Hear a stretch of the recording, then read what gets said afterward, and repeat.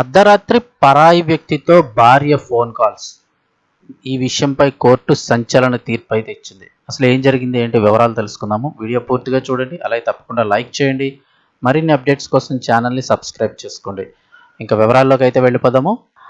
రాత్రి వేళల్లో తన భార్య మరో వ్యక్తితో మాట్లాడుతోందని, వారిద్దరి కాల్ రికార్డులను కూడా భద్రపరచాలంటూ ఓ భర్త దాఖలు చేసిన పిటిషన్పై హైకోర్టు కీలక వ్యాఖ్యలు చేసింది. ఒక మహిళ అర్ధరాత్రి వేళలో మరొక పురుషుడితో ఫోన్లో మాట్లాడినంత మాత్రాన ఆమె వ్యక్తిత్వాన్ని శంకించలేమని ఢిల్లీ కోర్టు కీలక వ్యాఖ్యలు చేసింది. దీన్ని సాకుగా చూపిస్తూ ఆమె కాల్ డీటెయిల్స్ రికార్డ్స్ CDRస్ని సేకరించాలని కోరడం ఆమె వ్యక్తిగత స్వేచ్ఛకు భంగం కలిగించడం అవుతుందంటూ స్పష్టం చేసింది. పెండింగ్లో ఉన్న ఒక గృహహింస కేసులో తన భార్య మరో వ్యక్తికి సంబంధించిన లేట్ నైట్ కాల్ రికార్డులను భద్రపరచాలంటూ ఓ భర్త దాఖలు చేసిన పిటిషన్ను తిరస్కరిస్తూ ఢిల్లీలోని additional sessions judge Sonali Gupta గారు గురువారం నాడు సంచలన తీర్పును వెలువరించారు. స్త్రీ పురుషుడు మాట్లాడుకోవడం నిషేధమేమీ కాదంటున్నారు. గృహహింస కేసు విచారణలో భాగంగా తన భార్య అర్ధరాత్రి వేళల్లో ఇతర పురుషులతో ఫోన్లో మాట్లాడుతోందని, కాలక్రమేణా కాల్ డేటాను టెలికాం కంపెనీలు డిలీట్ చేసే అవకాశం ఉన్నందున వాటిని భద్రపరచాలని సదరు భర్త కోర్టును ఆశ్రయించాడు. ట్రయల్ కోర్టు దీన్ని తిరస్కరించడంతో అతడు సెషన్స్ కోర్టులో అప్పీల్ చేశాడు.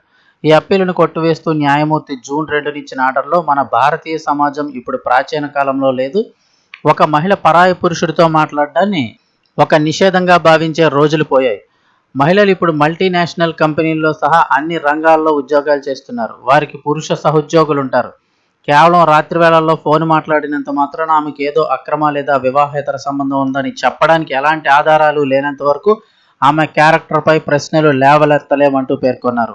యాక్చువల్గా ఆధారాల కోసమే ఆయన ఈ కాల్ రికార్డులు భద్రపరచారన్నాడేమో. మరి ఏమైనా సంబంధం ఉందా లేదో తెలుసుకోవడానికి ఆ కాల్ రికార్డుల ద్వారా తెలుసుకోవచ్చని భద్రపరచమన్నాడేమో తెలియదు, కానీ కోర్టు అయితే నిరాకరించింది.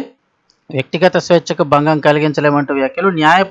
న్యాయమైన విచారణ హక్కు కోసం వ్యక్తిగత స్వేచ్ఛకు కొన్నిసార్లు మినహాయింపులు ఉన్నప్పటికీ, ఒకరి వ్యక్తిగత కాల్ రికార్డులను సేకరించాలని కోరినప్పుడు దానికి బలమైన సహేతుకమైన కారణాలు ఉండాలంటూ కోర్టు స్పష్టం చేసింది.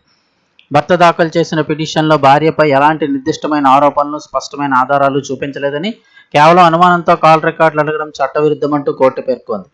ట్రయల్ కోర్టు ఇచ్చిన తీర్పు సరైందేనని సమర్థిస్తూ భర్త దాఖలు చేసిన అప్పీలును సెషన్ కోర్టు పూర్తిగా కొట్టివేసింది.